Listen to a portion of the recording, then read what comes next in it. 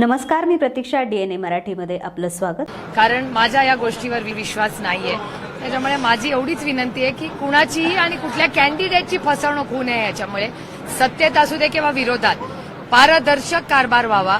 मी कुणावरही आरोप करत नाहीये, पण असे जेव्हा फोन येतात तेव्हा काळजी वाटते आणि कुठल्याही म्हणजे सत्तेतल्या किंवा विरोधातल्या कुठल्याही कॅन्डिडेटची फसवणूक होऊ नये एवढंच आहे. त्या सगळ्याची माहिती मी इलेक्शन कमिशनला देणार आहे. काल ज्योती वाघमारेंनी असं सांगितलं, ज्योती वाघमारे असं बोलल्या की बॅगा तपासणीचा सिलसिला सुरू झाला आहे. महिला जिथे जातात ज्या प्रवक्त्या आहेत एकनाथ शिंदे गटाच्या, आणि जेव्हा बॅगा तपासल्या जात आहे आमच्या बॅगांमध्ये आमच्या आंतरवर्षाचा असतात, पण त्या ठिकाणी लेडीज पोलीस नसतात. काय सांगाल? मला असं वाटतं तुम्हाला इलेक्शन कमिशनशी सगळं बोलावं लागेल. माझी बॅग आज तपासली आणि ठीक आहे. आता अजित पवारांनी असं म्हटलं की पवार घराण्यातली कटुता कमी होईल असं मला तरी वाटत नाही.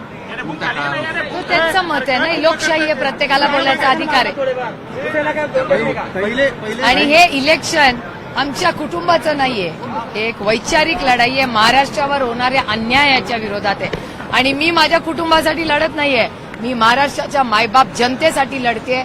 या भागातल्या शेतकऱ्यांना हमी भाव मिळत नाहीये याच्यासाठी लढते, महिलांसाठी लढते, कारण का महिलांवर आधार येत आहे.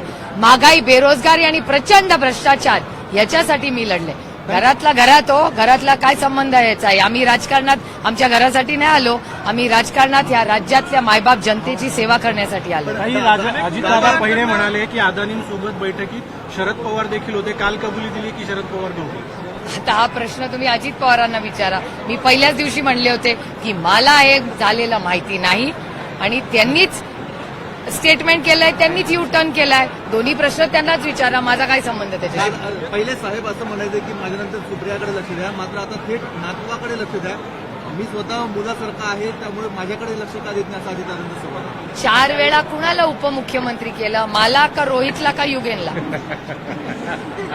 भुजबळांचं पुस्तक आपण म्हटलं मराठीमध्ये त्याचा अनुवादाची परवानगी आपण प्रकाशित करणार आहोत. नाही, मी प्रकाशित नाही करणार. कुणाला हवं असेल तर कॅज्युअल वाचा, मी नाही प्रकाशित. ते राजदीप सर बटेंगे तो कटेंगे या विधानावर अजितदादांपाठोपाठ पंकजा मुंडे ज्या भाजपच्या नेते आहेत त्यांनी देखील आक्षेप घेतलेला आहे. हे भारतीय जनता पक्षामध्ये पूर्णपणे 2 विचार झालेले.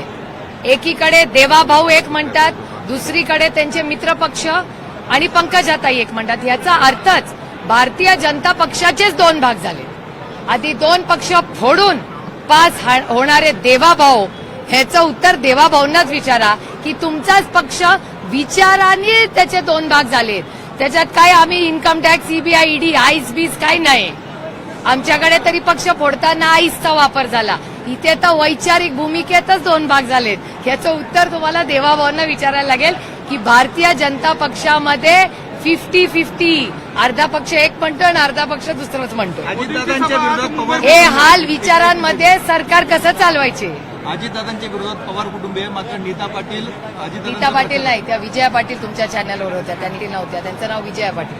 त्या प्रचार करणार आहेत. लोकशाही आहे, प्रत्येकाला अधिकार आहे. एका सशक्त लोकशाहीमध्ये कोणी कुणाचा प्रचार करायचा त्याचा अधिकार असतो ना. मुंबईमध्ये मोदींची सभा होते, मात्र अजितदादा त्या सभेला नसणार आहेत. ते नाशिक दौऱ्यावर येत आहेत.